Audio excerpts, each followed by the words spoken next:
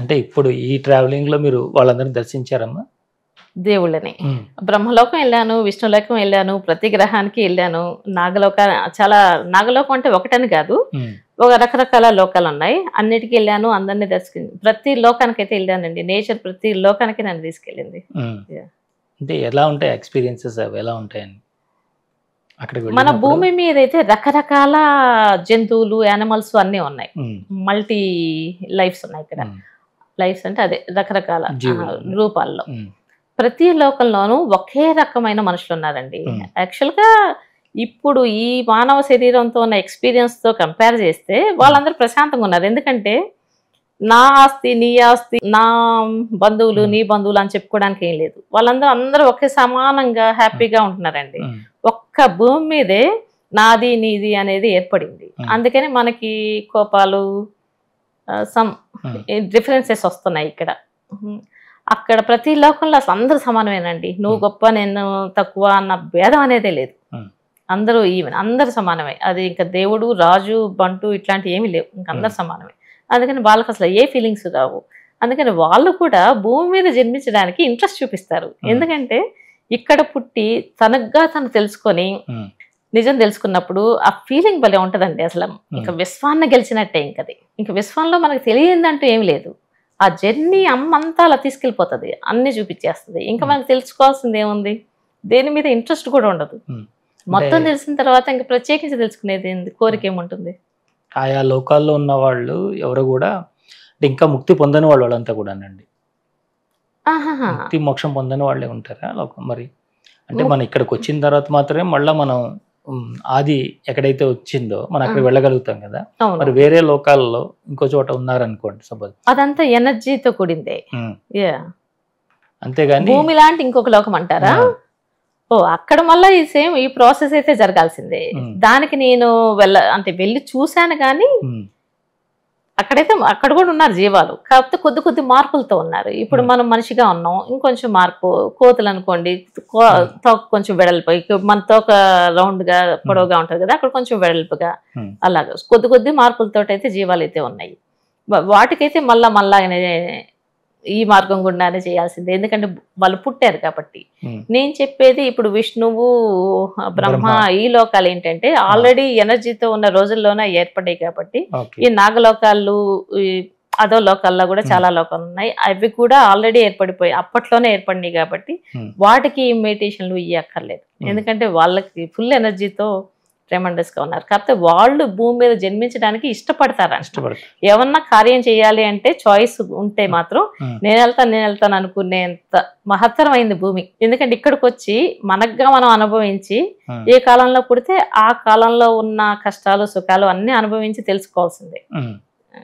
అది దేవుడైనా ఏ రూపంలో ఉన్నా ఎవరైనా పుట్టాము అంటే ఈ భూమి మీద ఉన్న కష్ట సుఖాలు అనుభవించి తీరాల్సిందే. అవి తీరితేనే కదా మనకి మంచి ఏదో చెడేదో తెలిసేది. అనుభవపూర్వకంగానే తెలుసుకోవాలి, అనుభవపూర్వకంగానే నేర్చుకొని మన ప్రయాణం మనం సాగించి ఎప్పుడైతే నిజం తెలుసుకుంటామో అది మాత్రం అమేజింగ్ ఫీలింగ్ అసలు. అంటే మీరు మీ అనుభవాలన్నిటిని కూడా అనంత ప్రయాణం. అవునండి, అది ఫస్ట్ పార్ట్ అండి. ఇది ఫస్ట్ పార్ట్ అండి. అది నేచర్ హెల్ప్ చేయక చేసిన జర్నీ అది. దీనిలో ప్రతి రోజు ఏమేమి జరిగింది మీకు మీ లైఫ్లో, అది ఎన్ని సంవత్సరాల పీరియడ్ రాశారండి అందులోని? ఇందులో మేబీ 1 year రాసుంటానండి. అంటే నేను డేట్ చూడలేదు. స్టార్ట్ చేసింది అయితే అక్టోబరు, అది బాగా గుర్తుంది. అక్టోబర్లో అదే ఫస్ట్ 2-3 రోజులు చేశాను మామూలు కూర్చొని. ఈ రోజు జరిగింది కంటిన్యూషన్ వస్తుంది కదా, ఇదేదో ఇంట్రెస్టింగ్ గా ఉంది, ఒక స్టోరీ లాగా నడుస్తుంది, ఏం స్టోరీ రాస్తాను అని చెప్పేసి మళ్ళీ 3 రోజుల నుంచి మొదలుపెట్టి ఏ రోజుకి ఆ రోజు ఎప్పుడు లేస్తే అప్పుడు డేట్ వైజ్ వేసేసి రాయడం మొదలుపెట్టాను. నేనైతే అసలు బుక్స్ చదవను, సినిమాలు అయితే బాగా చూస్తాను. కానీ ఎస్పెషల్లీ ఆధ్యాత్మికానికి, భక్తికి సంబంధించి అసలు ముట్టనండి. ఎందుకంటే ఇంట్రెస్ట్ లేదు అప్పట్లో నాకు. ఇప్పుడు కూడా చదవను బుక్స్ ఏమి. అదే అనుకుంటుంటాను, నేను చదవను దాన్ని నేను బుక్ రాసి ఇస్తున్నాను, నాదెవరు చదువుతారు అని. బట్ తెలియాలి, నా జన్మ తీసుకున్నదే నేను చెప్పడానికి తెలియాలి కాబట్టి నా కర్తవ్యం నేను పూర్తి చేసుకోవాలి అన్న ఉద్దేశంతో రాశాను. నేను ఒక్కసారిగా పూజ మానేశాను, ధ్యానం మానేశాను. పూజ ఎందుకు మానేశానంటే నేను రోజు శివుడికి అభిషేకం చేసుకుంటూ ఉండేదాన్ని అన్నాను కదా. శివుడికి అభిషేకం చేసినప్పుడు ఆ నీళ్లు నా మీద పడ్డట్టు అనిపించేది. ప్రతి దండం పెట్టుకుంటే నాకు నేనే పెట్టుకున్నట్టు అనిపించేది. నాకు ఆ ఫీలింగ్ నచ్చల. నాకు తండ్రి తండ్రిగానే గుర్తుండాలి, అది నేను కాదు, అంటే నేను కాకుండా ఉండాలి, నా తండ్రిని నేను కలవాలి, నాకు తండ్రిగానే ఉండాలి నాకు అనుబంధం అని చెప్పేసి నేను నాకు ఇంకా అవసరం లేదు. అంత దూరం వెళ్ళిన తర్వాత మనకి ఇంకా ధ్యానం ఇంకా అయిపోయింది, ఇంకా అందుకని మానేశాను. అంటే ఇప్పుడు ఏ క్షణంలో కంటే ఆ క్షణంలో మీరు పూర్తి సమాధి స్థితిలోకి వెళ్ళిపోతారమ్మా? ఓకే, నాకు తెలిసిన సమాధి స్థితి ఏంటంటే, నేను ఇంతకుముందు అన్నాను కదండి, జీవాత్మ శరీరం నుంచి బయటకు వచ్చింది అని, దాన్ని సమాధి స్థితి అంటారని నాకు అర్థమైంది నా ప్రయాణంలో. ఎందుకంటే అప్పుడు శరీరాన్ని వదిలేస్తుంది జీవుడు కానీ ఆత్మ కానీ.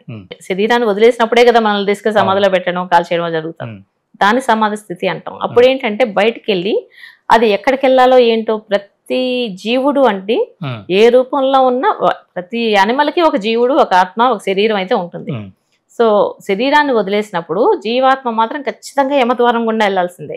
అది మీరైనా నేనైనా ఎంత పుణ్యం చేసుకున్నా ఎంత పాపం చేసుకున్నా ఖచ్చితంగా యమద్వారం మాత్రం అదే ఒక్కటే మార్గం. సో అక్కడికి వెళ్ళిన తర్వాత నిర్ణయించబడతాం మన పాజిటివ్ కర్మ నెగటివ్ కర్మ అని. యమద్వారం ద్వారా వెళ్తామండి. వెళ్తాం. అంటే అది మామూలు మనకు అనుభవంలో తెలుస్తుందా? అవును, అనుభవంలో తెలుసు. అంటే మీ హాస్టల్ గా చేసినప్పుడు మీకు తెలిసిందండి లేకపోతే? లేదు, హాస్టల్ గా చేసినప్పుడు తెలిసింది. బయటకు వచ్చేసిన తర్వాత చెప్పాను కదా, జీవాత్మగా బయటకు వస్తాం శరీరాన్ని వదిలి. ఓకే, బయటకు వచ్చినా దాని పని అయిపోతుంది. ఎందుకంటే అప్పుడు దాకా మన శరీరం కానీ మన జీవుడు కానీ చేసే ప్రతి పని అది రికార్డ్ చేస్తూ ఉంటుంది. దాన్ని బట్టి మన కర్మల పాజిటివా నెగిటివా అన్నది అది అంటే సాక్షి అది మనకి. సో బయటకు వచ్చేసిన తర్వాత ఇంకా దానికి సాక్షి ఇవ్వాల్సిన అవసరం లేదు, ఎందుకంటే శరీరాన్ని వదిలేసాం. శరీరం చేసే కర్మలు బ్యాలెన్స్ అయిపోతేనే మన జీవాత్మ బయటకు వస్తుంది. సో ఆ తర్వాత ఆత్మ దాని జర్నీ అది చూసుకుంటుంది. అది కూడా మనకు కనిపిస్తానే ఉంటుంది. అప్పుడు నుంచి జీవుడు ఒంటరిగా ప్రయాణం చేయాలి. ఇప్పుడు మన శరీరంతో ఒంటరిగా ఎలా ప్రయాణం చేస్తున్నామో అప్పుడు జీవుడు తన్ను తాను వెతుక్కోవడం కోసం ప్రయాణం మొదలు పెడతాడు. మనల్ని మనం వెతుక్కోవడం కోసం శరీరంతో కూర్చోటం. మనం చేయాల్సింది కేవలం కొంచెం సమయం వెచ్చించి కూర్చోవడం మాత్రమే. జీవుడు దాని పని అది చేసుకుంటదండి, అంటే వాడి పని వాడు చేసుకుంటాడు. అంటే మనం నిద్రపోతాం, కూర్చొని నిద్రపోతాం, జీవుడు వెళ్తుంటాడు. తను ఎక్కడి నుంచి వచ్చాడో ఆ క్రమాన్ని వెతుక్కుంటూ వెళ్తాడు వెనక్కి.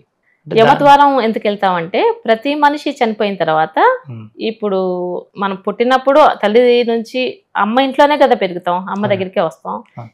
దానికి ఒక ప్రాసెస్ అన్నాను కదా, ఇంత కూడా అన్నాను కదండి, చక్రాలు ఒకళ్ళ ఎనర్జీ తీసుకొని ఏదైనా ఒక చక్ర ఓపెన్ అయితే మన లైఫ్ ఎలా వేస్ట్ అయిపోతుందో అలా కాకుండా ఒక ప్రాసెస్ ద్వారా జరగాలి ఏదైనా. ఇది కూడా ఒక ప్రాసెస్. ప్రతి మనిషి అంటే మనిషి అని కాదు, ప్రతి జీవి చనిపోయిన తర్వాత ఖచ్చితంగా యమద్వారం ద్వారానే మన లైఫ్ అక్కడ మళ్ళా క్యాలిక్యులేషన్స్ ఉంటాయి. ఓకే, మనం కర్మలు నెగిటివ్ ఉంటే అక్కడ కొన్నాళ్ళు ఆ నెగటివ్ కర్మ తీసేంత వరకు ఒక కారణ శరీరంతో, అంటే ఈ ఫిజికల్ శరీరం ఉండదు.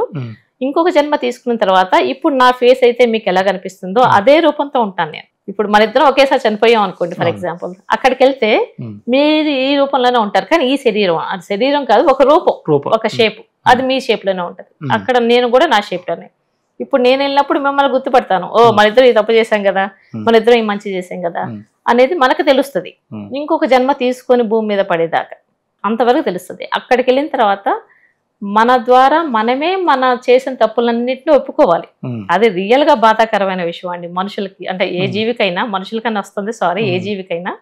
ఎందుకంటే ప్రతి మనిషి మంచో చెడో చేస్తారు, మంచి చేసినా చెడు చేసినా మన ద్వారా మనమే ఒప్పుకోవాలి మన తప్పుల్ని, శిక్షలు మనమే అనుభవించాలి. అన్నీ తెలుస్తుంటాయి, మనం భూమి మీద చేసే ప్రతి పని తెలుస్తుంటది.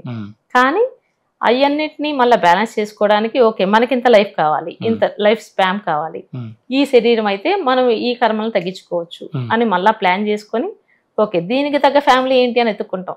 ఆ ఫ్యామిలీలో పుట్టాలి, ఆ ఫ్యామిలీలో ఆ రెండో బిడ్డగానో మూడో బిడ్డగానో పుడితేనే, చీమైనా దోమైనా పుడితేనే ఓకే వీళ్ళ సహాయం ద్వారా మనం కొంచెం తగ్గించుకోవచ్చు, పెంచుకోవచ్చు, ఏదో ఒకటి ఉంటుంది కదా, మైనస్ అయితే పెంచుకోవచ్చు, నెగిటివ్ పాజిటివ్ అయితే తగ్గించుకోవచ్చు. అంటే వాళ్ళ కర్మలు ఏ విధంగా ఉన్నాయనేది తెలిసే పుడతారు, అంటే ఖచ్చితంగా వాళ్ళ పిల్లలుగా జీవుడికి తెలుస్తుంది, జీవుడికి తెలిసే పుడతారు. అంటే ఇక్కడ ఉన్న ఫ్యామిలీకి తెలియదు, కానీ పుట్టేటప్పుడు ఇప్పుడు మనకు కూడా చనిపోయిన క్షణం మనకి తెలుస్తుంది, బతుకున్నంతగా తెలీదు.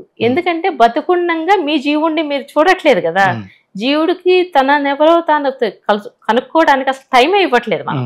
ఇప్పుడు ధ్యానంలో చేసేది మనం అదే, జీవుడికి సమయం ఇస్తున్నాం మనం. ఇప్పుడు నిద్రపోతున్నాం కదా, నిద్రపోయినప్పుడు మీకు ఎప్పుడైనా డేజేవులు జరిగినాయండి? డేజావు ఏంటంటే మనం నిద్రపోయినప్పుడు మన జీవుడు బయటకు వస్తాడు. మెడిటేషన్ ఏంటి, ప్రశాంతంగా కూర్చున్నప్పుడు జీవుడు బయటకు వస్తున్నాడు.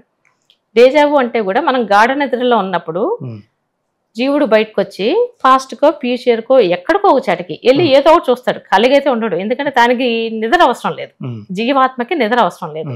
మనం ఎప్పుడు ఎందుకు నిద్రపోతాం, ఎనర్జీ గెయిన్ చేసుకోవడం కోసం నిద్రపోతాం. సో అది అటు ముందుకో వెనక్కో వెళ్ళి ఒక ఎక్స్పీరియన్స్ అయితే అనుభవిస్తుంది. ఈ రోజున మనం వచ్చి ఇలా ఇలా మనం ఇద్దరం కూర్చున్నాము అంటే ఇంతకుముందు ఇలానే కూర్చున్నాము, ఇతన్ని ఇంతకు ముందే కలిశాను నేను, ఇవన్నీ మాట్లాడుకున్నట్టు గుర్తుంది, అసలు ఎలా తెలుసు, లైఫ్ లో నేను ఇతన్ని ఎప్పుడు కలగలేదు అన్న ఫీలింగ్ మనకు ఒకటి మైండ్ లో తడుతుంది. అది దాన్ని డేజావు అంటాం. ఎందుకంటే ఎప్పుడో జరిగిన ఫ్యూచర్ లోనో పాస్ట్ లోనో జరగబోయే విషయాన్ని మనం నిద్రలో ఉండగా జీవుడు బయటకు వచ్చి దాన్ని చూసి వచ్చాడు కాబట్టి ఆ క్షణానికి వెళ్ళినప్పుడు ఇది ఆల్రెడీ జరిగింది కదా అన్నది మనకు అనిపిస్తుంది. ఆ ఎక్స్పీరియన్స్ అంటే ఆ అనుభవాన్ని మనం డేజావు అంటాం ఇంగ్లీష్ వర్డ్ లో. మళ్ళీ తెలుగులో ఏమంటారు అన్నది నాకు తెలియదు. సో అలాగా ఈ మెడిటేషన్ లో కూడా ఇదేంటంటే మనం కూర్చొని చేస్తాం కాబట్టి జీవుడికి టైం ఇస్తున్నాం. జీవుడు తన ప్రయాణాన్ని తను వెతుక్కోవడానికి మనం కొంచెం సమయం కేటాయించాలి. జీవుడు వెళ్ళే ప్రయాణ మార్గాన్ని మాత్రం మనం ఈ శరీరంలో వెలుకుగా ఉంటూనే చూస్తూ ఉండాలి. ఎగ్జాక్ట్లీ. అది కూర్చుంటున్నాం కదా, కూర్చుంటున్నాం అంటే మనం మేలుకొని కూర్చుంటున్నాం. అంటే మెడిటేషన్ లో కూర్చొని నిద్రపోయే వాళ్ళు ఉన్నారు అనుకోండి, అది వాళ్ళని తీసి పక్కన పెడతాం. మనం ప్రయత్నపూర్వకంగా మన శరీరాన్ని జీవుడికి కాసేపు ఇస్తున్నాం. ఓకే నేను వెతుక్కో అన్నట్టు మెడిటేషన్ లో చేసేది అది. అందుకని నిద్రపోతే వచ్చేటువంటి కలలే తప్ప అనుభవాలు కాదు. ధ్యానంలో కూర్చుని నిద్రపోతే అదే కరెక్ట్. అంటే జీవుడు అప్పుడు కూడా ప్రయాణించవచ్చు, ఎందుకంటే గాఢ నిద్రలో ఉన్నాం. డేజావు అంటున్నాను కదా, ఇది కూడా అంటున్నానే. మనం నిద్రలో ఉంటే జరిగేవి కూడా అనుభవాలే, కళలు ఉంటాయి, అనుభవాలు ఉంటాయి. అనుభవాలు జరిగినప్పుడు ఏంటంటే మళ్ళా ఆ సందర్భం జరిగినప్పుడు మనకు గుర్తు వస్తుంది. కానీ కళ అయితే అది ఇంక మళ్ళీ గుర్తురాదు, ఇంకా లైఫ్ లో మళ్ళీ ఇప్పుడు జరగదు. అది కళ కదా. కళలు ఉన్నాయి, అనుభవాలు ఉన్నాయి, వాటికి తేడా కూడా ఉంది. అది మనకి జరిగితే అర్థమవుతుంది, అందరికి తెలియకపోవచ్చు. కానీ కళలు వచ్చినా కూడా చాలా మంది గుర్తుండవు చూడండి. కొంతమంది కళ చాలా స్పష్టంగా చెప్పగలరు, అది కొంతమంది చెప్పలేరు, గుర్తులేదంటాం. స్పష్టంగా చెప్పగలుగుతున్నారు అంటే జీవుడి ప్రయాణం వాళ్ళు నోటీస్ చేస్తున్నారు, అది మైండ్ లో కూడా రిజిస్టర్ అవుతుంది. ఎందుకంటే అటాచ్ అయ్యే ఉన్నాం కదా జీవుడికి, జీవుడు బయటకు వచ్చేసి ఇలా చనిపోలేదు, అటాచ్ అయ్యే ఉన్నారు కాబట్టి జ్ఞాపకం ఉంటది.